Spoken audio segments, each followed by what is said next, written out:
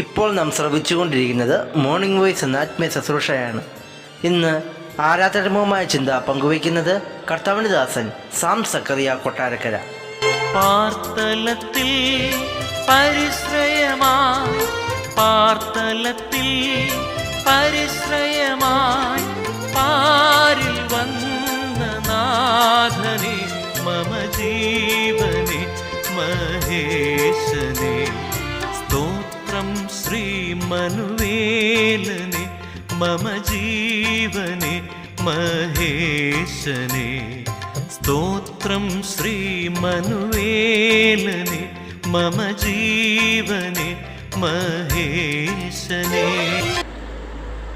കർത്താവിൽ പ്രിയരെ, മോർണിംഗ് വോയിസിലൂടെ നമുക്ക് ദൈവത്തിൻ്റെ മാറ്റമില്ലാത്ത വചനം ശ്രദ്ധിക്കുവാൻ ലഭിച്ച ഈ നല്ല അവസരത്തിനായി ദൈവത്തിന് സ്തോത്രം ചെയ്യുന്ന ഒരു കർത്തൃ ദിവസം കൂടെ ദൈവം നമുക്ക് ദാനമായി നൽകിയല്ലോ. ന്യായാധിപന്മാരുടെ പുസ്തകം 6-ാം അധ്യായം 23-24 വാക്യങ്ങളാണ് ഇന്നത്തെ കർത്തൃദിന ചിന്തയ്ക്ക് ആധാരം. യഹോവ അവനോട്, നിനക്ക് സമാധാനം, ഭയപ്പെടേണ്ട, നീ മരിക്കയില്ല എന്നരുളി ചെയ്തു. ഗിദെയോൻ അവിടെ യഹോവയ്ക്ക് ഒരു യാഗപീഠം പണിതു. അതിന് യഹോവ ശലോം എന്ന് പേരിട്ടു.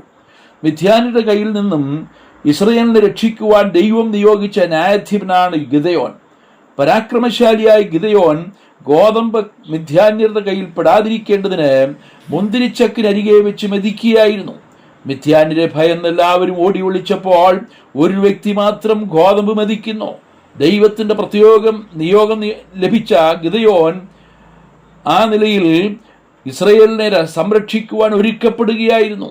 ഗിദെയോന് അത് മനസ്സിലാക്കുവാൻ സമയം വേണ്ടി വന്നു. ദൈവം ഗിദെയോന് ഉറപ്പുകൊടുത്തു, യഹോവ നിന്നോട് കൂടെയുണ്ട്. ഗിദെയോൻ ഒഴികഴിവുകൾ പറഞ്ഞ് പിന്മാറുവാൻ ശ്രമിച്ചെങ്കിലും ദൈവം അവന് ശക്തി നൽകി. ഞാനാണ് നിന്നെ അയക്കുന്നത്, നീ ഒരൊറ്റ മനുഷ്യനെ പോലെ ഇസ്രായേലിനെ മിസ്രയീമ്യരുടെ കയ്യിൽ നിന്നും രക്ഷിക്കും. ഈ ബലത്തോടെ പോക എന്ന് പറഞ്ഞ് ദൈവം ഗിദെയോനെ അയക്കുന്നു.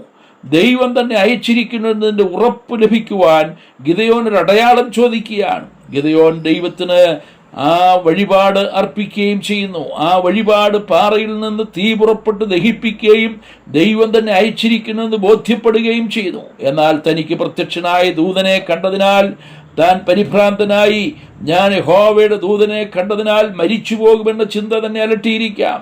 ദൂതൻ എന്ന നിലയിൽ പ്രത്യക്ഷപ്പെട്ടത് ദൈവം തന്നെയാണ് എന്ന് വേദവ്യാഖ്യാതാക്കൾ അഭിപ്രായപ്പെടുന്നു. ദൈവം തേജോമയനും അടുത്തുകൂടാത്ത വെളിച്ചത്തിൽ വസിക്കുന്നവനുമാണ്. ദൈവത്തെ നഗ്നനേത്രങ്ങൾ കൊണ്ട് കാണുവാൻ കഴിയുകയില്ല. യോഹന്നാന്റെ സുവിശേഷം 1-ാം അധ്യായം 18-ാം വാക്യത്തിൽ അപ്രകാരം പറയുന്നു, ദൈവത്തെ ആരും ഒരു നാളും കണ്ടിട്ടില്ല. പിതാവിൻ്റെ മടിയിലിരിക്കുന്ന ഏകജാതനായ പുത്രൻ ദൈവത്തെ വെളിപ്പെടുത്തിയിരിക്കുന്നു. അതുകൊണ്ടാണ് ദൈവത്തെ വെളിപ്പെടുത്തുവാൻ തൻ്റെ ഏകജാതനായ പുത്രൻ ജഡമെടുത്ത് ഭൂമിയിൽ വന്നത്. ദൈവം ജഡത്തിൽ വെളിപ്പെട്ടത് യേശുക്രിസ്തുവിലൂടെയാണ്. നാം ആരും ദൈവത്തെ കണ്ടിട്ടില്ലെങ്കിലും കാണാൻ കഴിയുകയില്ലെങ്കിലും ക്രിസ്തുവിലൂടെ ദൈവത്തെ വെളിപ്പെടുത്തിയിരിക്കുന്നു. പക്ഷേ ക്രിസ്തുവിൻ്റെ പ്രത്യക്ഷതയായിരിക്കാം ഗിദെയോനുണ്ടായത്.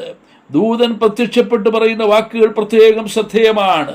നിനക്ക് സമാധാനം. അതെ, ദൈവം ഗിദെയോനോട് പറയുകയാണ്, നിനക്ക് സമാധാനം. നമുക്കും ലഭിക്കേണ്ട ദൈവിക സന്ദേശം ഇതാണ്. പാപം ചെയ്ത് ദൈവത്തിൽ അകന്നു പോയ മനുഷ്യൻ സമാധാനമില്ലാത്തവനാണ്. എന്നാൽ കർത്താവ് നമ്മോട് പറയുന്നു, നിനക്ക് സമാധാനം. ഞാൻ എൻ്റെ സമാധാനം നിങ്ങൾക്ക് തന്നേച്ചു പോകുന്നു. അത് ലോകം തരുന്നത് പോലെയല്ല. ലോകം തരുന്ന സമാധാനം താൽക്കാലികമാണ്. പാപമാണ് നമ്മുടെ സമാധാനമില്ലായ്മയ്ക്ക് കാരണം. പാപം നമ്മെ ഭയമുള്ളവരാക്കി. ഏദൻ തോട്ടത്തിൽ ദൈവത്തോടുള്ള സഹിത്വത്തിൽ കഴിഞ്ഞിരുന്നപ്പോൾ ആദമിനും ഹവ്വയ്ക്കും ഭയമില്ലായിരുന്നു. പാപം ചെയ്തപ്പോൾ ഭയവും അസമാധാനവും അവരിൽ കളിയാടി. എന്നാൽ ദൈവം പറയുന്നു, നീ മരിക്കയില്ല, നിനക്ക് സമാധാനം. ഈ കർത്തൃ ദിവസത്തിൽ നമുക്ക് ലഭിക്കുന്ന സന്ദേശവും ഇത് തന്നെയാണ്. ദൈവസന്നിധിയിൽ ഭയം കൂടാതെ അടുത്തു വരുവാൻ കഴിയാത്ത പാപികളായിരുന്നു നാം. നമ്മുടെ അകൃത്യങ്ങളാണ് നമ്മെ ദൈവത്തിൽ നിന്ന് അകറ്റിയിരുന്നത്. എന്നാൽ കർത്താവായ യേശു ക്രിസ്തു നമ്മുടെ പാപങ്ങൾക്ക് പരിഹാരം വരുത്തിയതിനാൽ സമാധാനം കൈവന്നിരിക്കുന്നു. അതെ, അവൻ നമ്മുടെ സമാധാനം. അവൻ ഇരുപക്ഷത്തെയും ഒന്നാക്കി വേർപാടിന് നടിച്ചവർ ഇടിച്ചു കളഞ്ഞ് ക്രിസ്തുവിൽ നമ്മെ ഒരേ പുതുമനുഷ്യനാക്കി സൃഷ്ടിക്കുവാൻ ദൈവത്തിന് പ്രസാദം തോന്നി.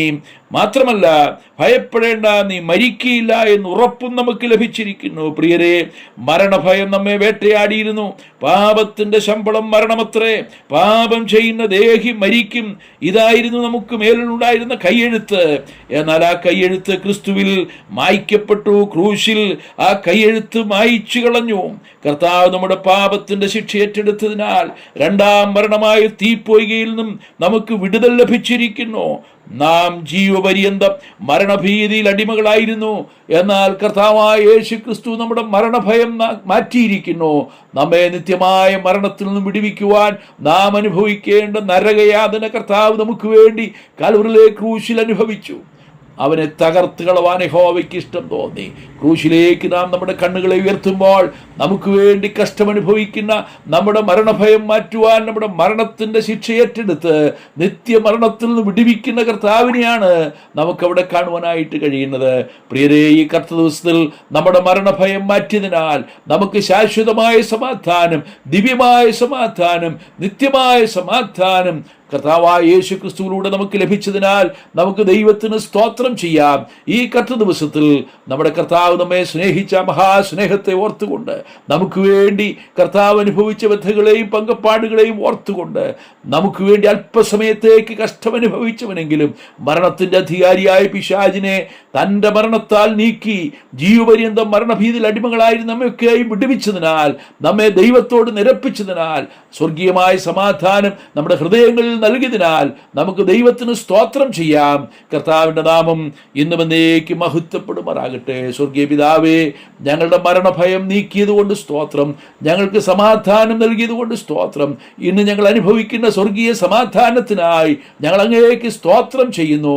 ഞങ്ങളുടെ കർത്താവ് ഞങ്ങൾക്ക് വേണ്ടി കഷ്ടമനുഭവിച്ചതിനാൽ, ഞങ്ങളുടെ മരണം അവിടുന്ന് ഏറ്റെടുത്ത് ഞങ്ങൾക്ക് വേണ്ടി കാൽവറിയിൽ യാഗമായി തീർന്നതിനാൽ, ഞങ്ങളുടെ മേലുണ്ടായിരുന്ന കൈയെഴുത്ത് അവിടുന്ന് മായ്ച്ചു കളഞ്ഞതിനാൽ, കർത്താവെ, ഞങ്ങൾ അങ്ങേക്ക് എല്ലാ മഹത്വം അർപ്പിക്കുന്നു. ക്രിസ്തുയേശുവിന്റെ ധന്യമായ നാമത്തിൽ തന്നെ. ആമേൻ.